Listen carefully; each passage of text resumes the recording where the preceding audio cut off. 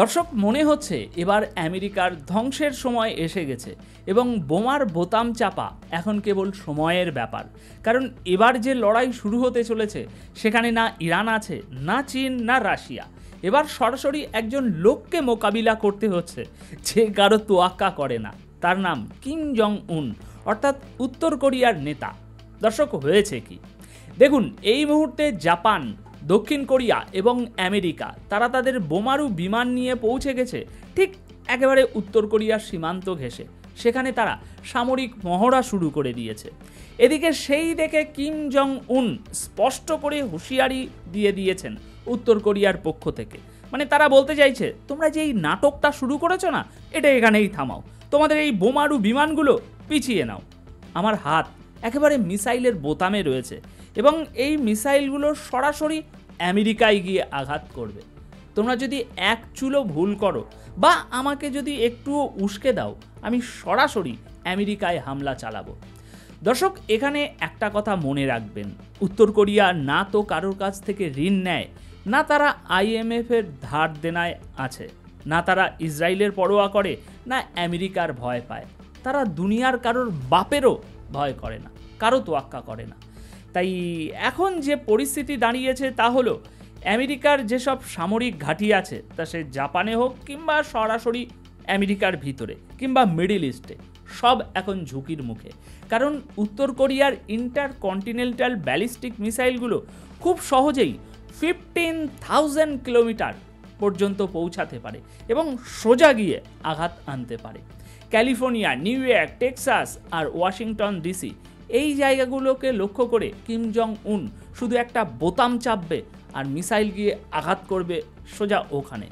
আর মজার বিষয় হচ্ছে, এই মিসাইলগুলো একসাথে একাধিক পারমাণবিক বোমা বহন করতে পারে।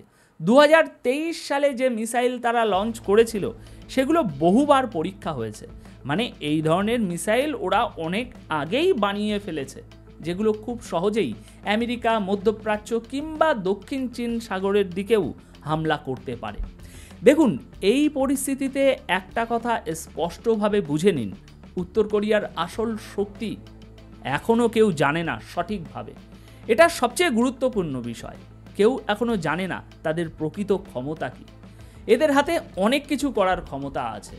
দেখুন, আমেরিকার যেসব সামরিক ঘাঁটি আছে গুয়ামে, দক্ষিণ কোরিয়ায়, জাপানে, এই সবই এখন সরাসরি টার্গেটে রয়েছে। তাহলে এখন প্রশ্ন,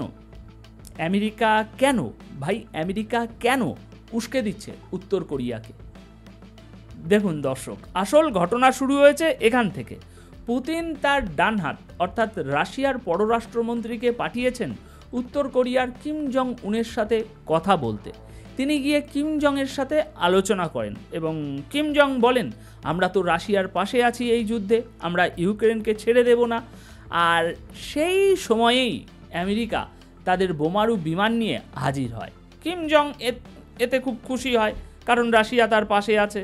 তাই রাশিয়ার পররাষ্ট্রমন্ত্রী স্পষ্ট জানিয়ে দেন, আমেরিকা যেন পিছিয়ে যায়, আমরা সহ্য করব না যদি উত্তর কোরিয়ার গায়ে একটুও আঁচ লাগে।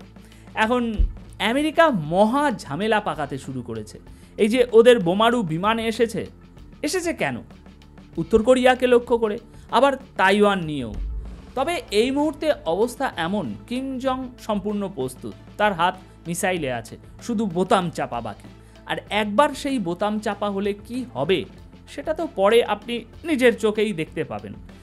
আর এই কথা যদি বাস্তবে রূপ নেয়, তাহলে ভাবুন পৃথিবী আদেও টিকে থাকবে কিনা, সেটাও বোঝা মুশকিল।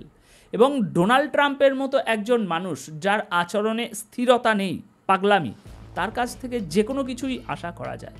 আপনি জানেন কি, CIA-এর যিনি সাবেক কর্মকর্তা ছিলেন, তিনি এখন ডোনাল্ড ট্রাম্পের তীব্র বিরোধিতায় নেমে পড়েছেন। তিনি স্পষ্ট বলছেন, ট্রাম্পের মানসিক অবস্থা এখন আর ঠিক নেই। এই মানুষটি পুরো বিশ্বকে এমন এক ধ্বংসের দিকে ঠেলে দিচ্ছেন যার কল্পনাও আমরা করতে পারি না। মানে আপনি এক মিনিট চোখ বন্ধ করে ভাবুন, এই মুহূর্তে আপনার চোখের সামনে কি কি ঘটছে। উত্তর কোরিয়ার সঙ্গে যুদ্ধ পরিস্থিতি তৈরি হচ্ছে, তাইওয়ান নিয়েও যুদ্ধ বাঁধাতে চাইছে, ইরানের বিষয়েও আপনি জানেন, সেখানে ইতিমধ্যেই ইসরায়েল নির্দেশ নিয়ে পৌঁছে গেছে এবার তারা বলছে লেবাননকে ধ্বংস করে দিতে হবে। তারপর সিরিয়ার উপরেও চাপ তৈরি করা হচ্ছে যাতে তারা ওই অসলো অ্যাকর্ড মেনে নেয়, ইসরায়েলকে স্বীকৃতি দেয়। তারা তুরস্কের দিকে এগোচ্ছে। এদিকে রাশিয়া ইউক্রেন যুদ্ধ তো চলছেই, সেটাকে আরও উস্কে দেওয়া হচ্ছে। এমনকি ভারত পাকিস্তানের মধ্যেও যুদ্ধ বাঁধানোর চেষ্টা চলছে। এই লোকটি পাগলামির কোনো সীমা নেই। ভেবে দেখুন সে কি কি করে যাচ্ছে। মধ্যপ্রাচ্য জুড়ে যুদ্ধ, একটার পর একটা সংঘাত, যেখানে তাকান শুধু যুদ্ধ যুদ্ধ আর যুদ্ধ। দেখুন এখন সারা দুনিয়া একে অপরের সঙ্গে একটা জাল বোনা। একটা দেশে যুদ্ধ লাগলেই তেলের দাম বাড়বে, আর তার প্রভাব বাড়ির ভিতরে থাকা সাধারণ মানুষ পর্যন্ত ক্ষতিগ্রস্ত হবে। অর্থাৎ আজ আর এমন পরিস্থিতি নেই যে ওই দূরে কোথাও যুদ্ধ হচ্ছে আমাদের কিছু এসে যায় না। যদি সেখানে যুদ্ধ হয় তার ঢেউ এখানেও লাগবে।